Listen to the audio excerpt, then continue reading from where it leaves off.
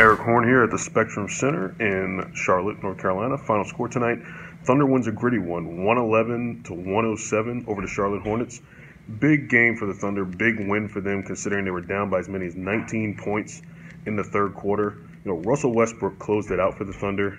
He finished with 13 of his 29 points in the fourth, 6 of 7 from the field. Finally got his jumper working. It wasn't working through the first three quarters, but the big contributions tonight came from Alex Abrines and a guy like Dennis Schroeder, who really kept the Thunder in the game in that third quarter where they were struggling so mightily to come out of halftime. The Thunder's three-point defense was good throughout the game, except for a small stretch in the third quarter where the Hornets were able to stretch their lead to 19. Alex Abrines scores 13 points in the third. He finishes with a career-high 25.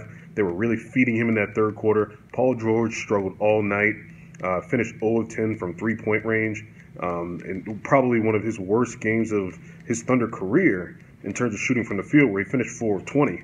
But the Thunder didn't quit on the defensive end. They really made things tough for Kemba Walker, who finished with 21 points, but they held him to 3 points before halftime and really pushed the Hornets off of the three-point line. The Hornets attempted a ton of threes, but a lot of them were contested, particularly at the end. Abrines coming through with his defense once again. He's continued to become a better defensive player ever since Andre Robertson went down with that injury. We're coming up on about a year of Abrines playing some pretty solid defense, and it's really justifying Billy Donovan playing him more.